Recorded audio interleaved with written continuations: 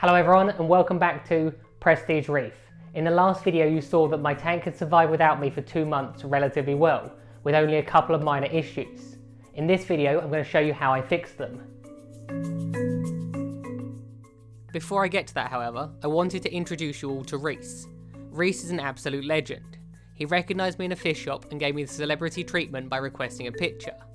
He was a really nice guy, and after speaking to him for a while, he informed me he'd followed the channel for years, so I couldn't not let him star in one of the videos. Anyway, back to today's topic. The first issue I decided to deal with was to remove any dead coral skeletons. Some of my corals grow incredibly quickly and require regular pruning. As nothing had been fragged, some corals were shading others, and even worse, stinging their neighbours. Although time consuming, this issue is very easy to solve. Take a good pair of bone cutters and trim off any dead skeleton. The majority of the time I could do this without removing the rest of the colony, but if it wasn't possible, I removed the colony and turned the living coral into frags. There are certain things I can't stand in my tank. Cables are one of them, and patches of dead coral are another. I don't mind doing this as it gives me a chance to regrow the whole colony, and I can share the frags with fellow reefers and shops. This is exactly what I did last month.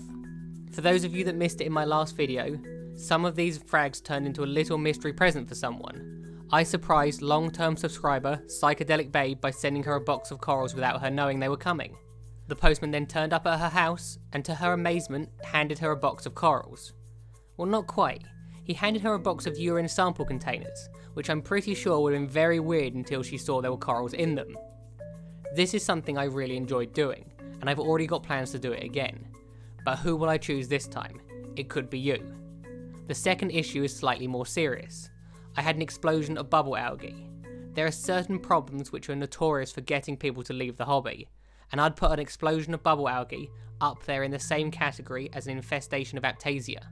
What's interesting about my bubble algae issue is that only certain areas of the tank are affected. The majority of it is in my sump, with a few minor patches in my display tank. The patches in my display tank, however, only appear in a few very little crevices which fish can't get to. This suggests to me that one of my fish is eating it. Sailfin tanks have a reputation for occasionally eating bubble algae, therefore it's entirely possible my purple or Scopas tanks have taken a liking to it, as they're from the same Zebrasoma family. I carefully removed what I could, cutting around the patches rather than bursting the little green orbs, which could potentially spread the problem further, but there were some areas I couldn't get to.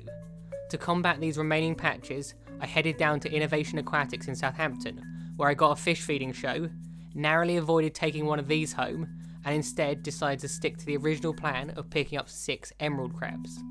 Once home and slowly acclimated, I placed them in the tank and various areas of the sump. As you can see, they've done an excellent job eradicating it. These are by far my favourite members in a cleanup crew. They are one of the few creatures which have a very high chance of eating this type of nuisance algae, while also providing the same service as hermit crabs.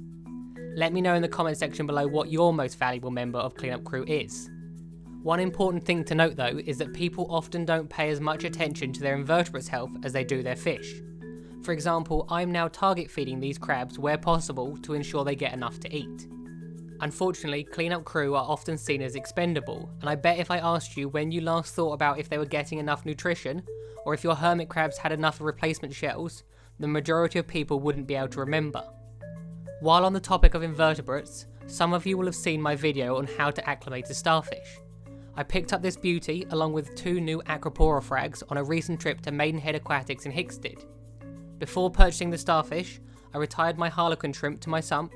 Having spent 2 years cleaning an army of Asteria starfish, her job in the main tank is now complete.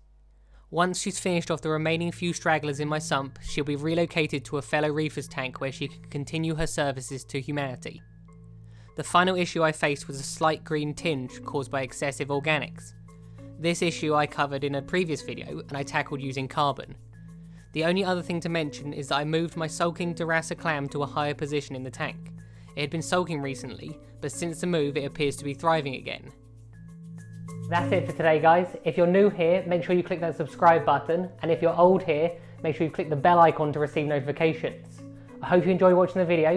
If you have any questions, please feel free to post them in the comment section below. Have a good week and I'll see you next time.